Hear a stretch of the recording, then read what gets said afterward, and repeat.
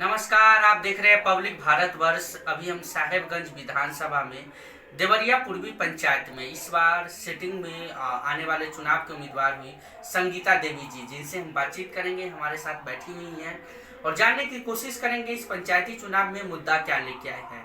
विशेष तौर पे 5 सालों का कार्यकाल कैसा रहा, आवागमन रास्ते की बात हो, नल जल योजना की बात हो, ये भी सारे मुद्दे पर हम बातचीत करेंगे। पेशे से संगीता जी हाउसवाइफ है, पिछली बार भी चुनाव लड़ी थी, कुछ मत वोटों से इनकी हार हो गई थी। कारण कहाँ पे रह गया था, ये भी जानेंगे और साथ में जानने की कोशिश करेंगे कि लॉकडाउन में सिटिंग मुखिया ने कैसा काम किया और अभी वर्तमान में उन्होंने कैसा काम किया है। सबसे पहले मैडम जी चुनाव लड़ रही हैं, लोगों के बीच जा रही है, लोगों की प्रतिक्रिया और मुद्दा मुद्दा विशेष तौर पर क्या लेके आया है इस बार? गांव का विकास। गांव का विकास, ठीक है। क्या आप गांव का विकास की बात कर रही हैं? तो गांव का विकास नहीं हुआ है 5 सालों में? विकास तो हुआ है लेकिन उतना नहीं, जितना होना चाहिए उतना नहीं हुआ। जितना होना चाहिए उतना नहीं होना चाहिए। नल जल योजना कैसा है? नल जल योजना तो बद से बदतर ही है, ठीक ठाक नहीं है। जी। आवागमन नल रास्ता? है पर जल नहीं। नल है जल नहीं है। आवागमन रास्ता? आवागमन रास्ता एकदम जर्जर है। जर्जर है, मतलब ठीक ठाक नहीं है। क्या लगता है कि अगर संगीता देवी जी चुनाव लड़ रही है, आप क्या मन में 2 बार आप मुखिया रहे हुए हैं, आपके हस्बैंड शायद 2 बार, विनोद कुमार शाह जी 2 बार मुखिया रहे हुए हैं, 2 बार 2006 से 10 या 10 से 16 रहे हुए हैं, 6 से 16 रहे हुए हैं, 15-16 रहे हुए हैं। 10 सालों तक इस पंचायत में इन्होंने काफी काम किया, लोगों का सेवा किया। फिर भी क्या लगता है कि इस बार आप चुनाव लड़ रही है, अगर आप मुखिया बनेंगी, जिस तरीके से आपने 10 सालों में काम किया था पिछली बार, वो दोहराना चाहेंगी आप? जी।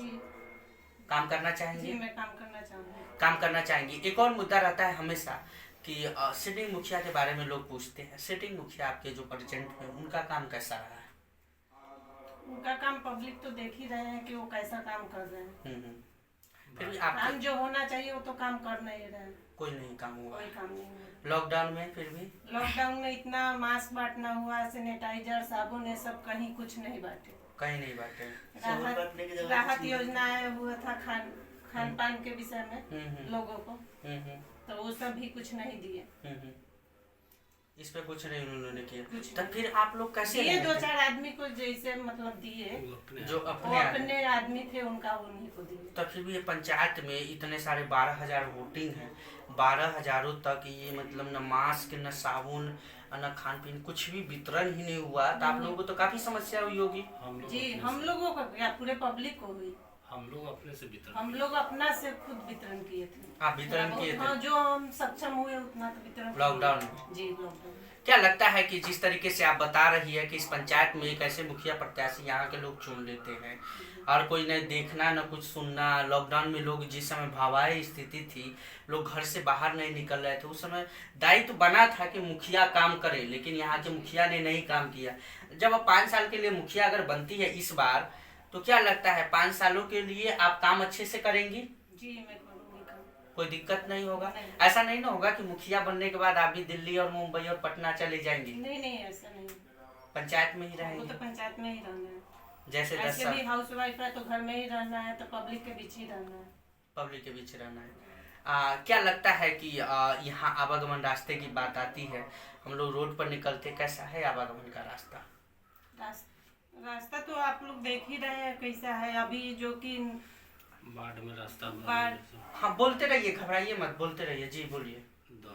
आप बहुत अच्छे तरीके से बोल सकते हैं। इस पंचायत के बारे में मैं आपको बताता हूँ, एक महिला जो बताएगी वो शायद पुरुष नहीं बोल सकती है, इस बात को समझिए और आप बोलिए आराम से। पानी के कारण जगह जगह रोड काट दिया गया। जी, पानी की वजह से जगह जगह रोड काट दिए हुए हैं। फिर भी लेकिन रोड नहीं बना? फिर भी रोड नहीं बना। वो अपने स्तर से वो जो क्या बोलते हैं नाला चारों तरफ से खींच दिए हुए हैं। वो अपना सुविधा के लिए, पब्लिक का सुविधा नहीं, वो अपना सुविधा के लिए नाला खींचे हुए हैं। अपने मतलब लैट्रिन का पानी जो होता है वो अपना बहाने के लिए वो नाला का प्रयोग कर रहे हैं।